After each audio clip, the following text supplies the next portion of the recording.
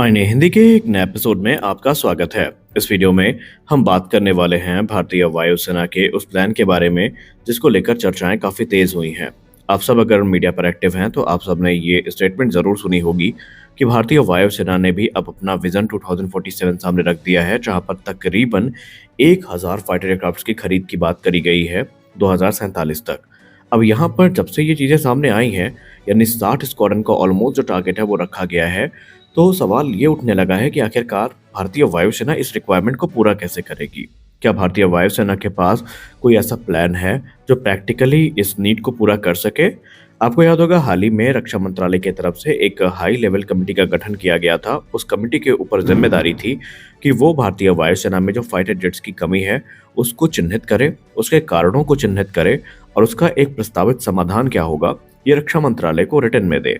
और अब ऐसा ही हुआ है। हाई लेवल कमेटी ने अपनी जो रिपोर्ट है ये सबमिट करी है और इसको एक्सेप्ट भी किया जा चुका है। और इस रिपोर्ट में बड़ी संख्या में फाइटर एयरक्राफ्ट की खरीद की बात भी की गई है, जिसको यहाँ पर भारतीय वायुसेना का समर्थन भी मिला है। भारतीय वायुसेना निसंदेह अगले 4 से 5 वर्षों में कुछ बड़ी डील्स हैं जिनको फास्ट ट्रैक करने वाली है। अब इन बड़ी डील्स में जो अभी तक स्पष्ट अनुमान निकल के सामने आया है उसमें एमआरएफए का नाम ही सबसे ऊपर आ रहा है, जिसके अंतर्गत 114 फाइटर्स की खरीद की जानी है। और ये डील काफी बड़ी भारत के परिप्रेक्ष्य से इसलिए होने वाली है क्योंकि 2018 से हम सब इसका इंतजार कर रहे हैं। लेकिन अब भारत के पास ज्यादा वेट करने का समय नहीं है, क्योंकि आपको बता दें कि भारतीय वायुसेना फिलहाल तो अगले 10 वर्षों में अपनी स्क्वाड्रन स्ट्रेंथ को ऊपर लेके आने का प्रयास करेगी, जहां पर जितनी ज्यादा हो सके स्क्वाड्रन ऐड करने का प्रयास किया जाएगा। एक तरफ जहां भारत अभी इंडिजिनस फाइटर एयरक्राफ्ट प्रोग्राम्स को लेकर प्रतिबद्ध है, जिसमें तेजस मार्क 1A और मार्क 2 जैसे एयरक्राफ्ट शामिल हैं, लेकिन हाई लेवल कमेटी ने यह माना है कि सिर्फ इनकी सहायता से भारतीय वायुसेना का जो एम है वो पूरा नहीं हो सकता।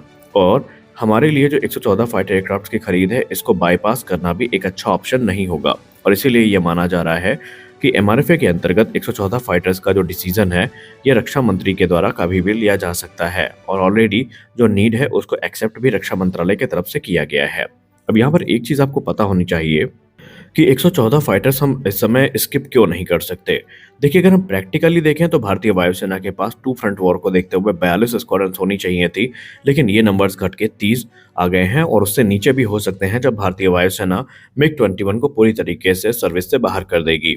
वहीं आने वाले 10 से 12 वर्षों में आप ये भी देखेंगे कि जैगुआर फाइटर्स की कुछ स्क्वाड्रन, मिराज 2000 और मिग 29 यूपीजी की कुछ स्क्वाड्रन को यहाँ पर पूरी तरीके से फेज आउट किया जाएगा। और उसके बाद भारतीय वायुसेना के पास एक बड़ा गैप क्रिएट हो सकता है और उस गैप को फिल करने के लिए भारत को कड़ी मशक्कत करनी पड़ सकती है। अब अगर हम 114 फाइटर्स की बात करें तो इसमें जो प्रबल दावेदारी है ये हमें राफेल, टाइफून, ग्रिपेन, मिग 35 और F-21 के बीच में दिख रही है और F-15EX भी इसमें दावेदार है। लेकिन सबसे ज्यादा चांसेस जो नजर आ रहे हैं ये राफेल के आ रहे हैं। अब यहाँ पर एक चीज आपको पता होनी चाहिए कि अगर ये नंबर्स हम यहाँ पर ले भी लेते हैं तब भी भारत को एक लंबा रास्ता तय करना होगा, क्योंकि इंडियन एयरफोर्स ये चाहती है कि इंडिजिनस फाइटर एयरक्राफ्ट भी बड़े स्केल में हमें मिले। और अगर हम तकरीबन 800 फाइटर एयरक्राफ्ट का लक्ष्य भी लेकर चलते हैं तो तकरीबन हमें 30 एयरक्राफ्ट प्रति वर्ष के दर तक जो प्रोडक्शन रेट है वो बढ़ाना पड़ेगा। 30 से 40 एयरक्राफ्ट की जो प्रोडक्शन रेट की रिक्वायरमेंट है वो हमें देखने को मिलेगी। और ये चीज़ें सिर्फ आप एचएएल के दम पर पूरा नहीं कर सकते, क्योंकि फिलहाल एचएएल की करंट कैपेसिटी की बात करें तो वो ऑलमोस्ट 16 एयरक्राफ्ट प्रति वर्ष की दर की है। लेकिन आने वाले 1 से 1.5 साल में ये तकरीबन 24 से 30 तक हो सकती है अगर एचएएल अपने सारे जो प्रोडक्शन लाइन है उनको कंबाइन करे और वहाँ पर इनका बड़ा स्केल में प्रोडक्शन शुरू करे। वहीं इंडियन एयरफोर्स ने ये भी सलाह दी है कि यहाँ पर जो प्राइवेट प्लेयर्स हैं इनको अब इनकी सेपरेट प्रोडक्शन लाइंस मिलनी चाहिए, जिसके चलते वो भी तकरीबन 10 से 15 एयरक्राफ्ट प्रति वर्ष की दर तक ऐड करें। और आपको याद होगा, हाल ही में लासन टोब्रो की तरफ से इंटरेस्ट को व्यक्त किया गया था कि वो अब एक सेपरेट प्रोडक्शन लाइन को कंसीडर कर रहे हैं और वो भी अब एयरक्राफ्ट मैन्युफैक्चरिंग के क्षेत्र में आना चाहते हैं ताकि भारत की रिक्वायरमेंट को पूरा किया जा सके। हालांकि अपने उस इंटरव्यू में लासन टोब्रो की तरफ से ये नाम तो नहीं लिया गया कि वो किस एयरक्राफ्ट को लेकर इंटरेस्टेड हैं, लेकिन माना जा रहा है कि वो एयरक्राफ्ट कोई और नहीं बल्कि तेजस मार्क 1A होने वाला है। सबसे इंपॉर्टेंट चीज़ जो हमें पता होनी चाहिए वो ये है कि यहाँ पर अगर हम ये सोच रहे हैं कि प्राइवेट सेक्टर को मंजूरी मिलेगी और उसके बाद ड्रामेटिकली जो नंबर्स है वो बढ़ जाएंगे, ऐसा नहीं है।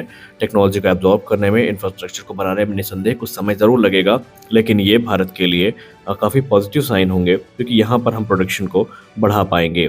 वहीं एफजीएफए की संभावनाओं को नकारा नहीं गया है, लेकिन एक चीज़ आपको पता होनी चाहिए कि यह SU-57 हो या फिर F-35 हो, ये एमआरएफए का हिस्सा नहीं होंगे। एमआरएफए में जो चीज़ें, जो शर्तें रखी गई हैं, उन्हीं के आधार पर काम आगे बढ़ेगा। यानी अगर भारतीय वायुसेना इनको लेना भी चाहती है, तो ये एक सेपरेट प्रोक्योरमेंट होगा।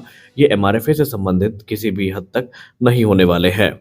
और आपको याद होगा, हाल ही में रक्षा मंत्री श्री राजनाथ सिंह जी ने एचएएल का दौरा किया था और उस दौरान मिनिस्ट्री ऑफ डिफेंस को लेकर एक रिपोर्ट सामने आई है, जहां पर मिनिस्ट्री ऑफ डिफेंस भारतीय वायुसेना की तत्काल जरूरतों को पूरा करने के लिए एचएएल को ऑलरेडी इंडिकेट कर चुकी है कि वो फाइनेंशियल ईयर 2025 में भारतीय वायुसेना को कम से कम 12 जो लाइट कॉम्बैट एयरक्राफ्ट तेजस हैं, ये डिलीवर करे। और उसके बाद मिनिस्ट्री ऑफ डिफेंस ने ये भी आउटलाइन किया है कि जो एम्बिशियस रोड मैप है भारतीय वायुसेना का, उसके अंतर्गत 2026 से जो हिंदुस्तान एरोनॉटिक्स लिमिटेड है, वो 20 तक तेजस का जो प्रोडक्शन है उसको स्केल अप करे, ताकि भारतीय वायुसेना की रिक्वायरमेंट को जल्दी से जल्दी पूरा किया जा सके।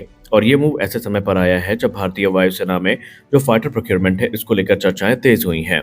हिंदुस्तान एरोनॉटिक्स लिमिटेड ने ऑलरेडी लिमिटेड नंबर्स में तेजस को डिलीवर कर रखा है भारतीय वायुसेना को, जहां पर पहले स्क्वाड्रन जो है, स्क्वाड्रन 45 फ्लाइंग टाइगर्स, इसको 2016 में सर्विस में इंडक्ट किया गया था। और जो सेकंड स्क्वाड्रन है, स्क्वाड्रन नंबर 18, जिसको हम फ्लाइंग बुलेट्स के नाम से जानते हैं, इन्हें 2020 में इंडक्ट किया गया था। हालांकि लो प्रोडक्शन रेट्स के चलते अभी भी जो इंडियन एयरफोर्स की एक्सपेक्टेशंस हैं, उससे ये पीछे हट रही हैं या पीछ को पूरा नहीं कर पा रही हैं। इसमें बहुत सारे कारण हैं।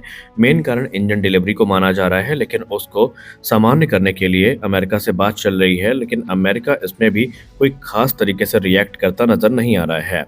हालांकि 2025 के फाइनेंशियल ईयर में 12 एयरक्राफ्ट का जो टारगेट रखा गया है, दिखने में काफ़ी इंटरेस्टिंग और एम्बिशियस लगता है। तो यहाँ पर उम्मीद तो यही की जा रही है कि इंडियन एयरफोर्स की रिक्वायरमेंट को देखते हुए एचएएल इनके कार्य को आगे बढ़ाए। भारत की मिनिस्ट्री ऑफ डिफेंस इस समय हर वो संभव प्रयास कर रही है जहां पर प्रोडक्शन इंफ्रास्ट्रक्चर जो है उसको स्ट्रीमलाइन किया जाए और जो सप्लाई चेन है इश्यूज हैं, इनको रिजॉल्व किया जाए, क्योंकि भारतीय वायुसेना इस समय ज़्यादा अब और लॉसेस को अफोर्ड नहीं कर सकती।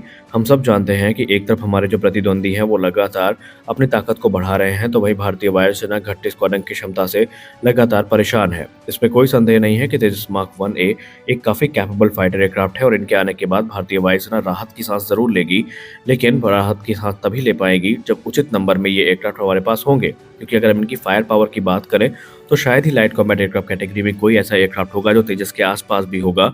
लेकिन सवाल यहाँ पर होता है कि आखिरकार कब तक भारतीय वायुसेना को पहले तेजस मार्क 1A के लिए वेट करना पड़ेगा। हम तो यही आशा करते हैं, चाहे एमआरएफए हो, चाहे इंडिजिनस प्रोग्राम हो, अब इसमें किसी प्रकार की डिले ना हो, क्योंकि अगर कोई भी डिले होती है तो इसका सीधा प्रभाव अब हमारी नेशनल सिक्योरिटी और इंडियन एयरफोर्स की कैपेबिलिटी पर पड़ने वाला है। तो आज के इस वीडियो में बस इतना ही। मिलते हैं अगले वीडियो में कुछ और अपडेट्स के साथ। आशा करते हैं वीडियो अच्छी लगी होगी। वीडियो अच्छी लगी, वीडियो को लाइक करिए, नए चैनल को सब्सक्राइब करिए। तब तक के लिए जय हिंद।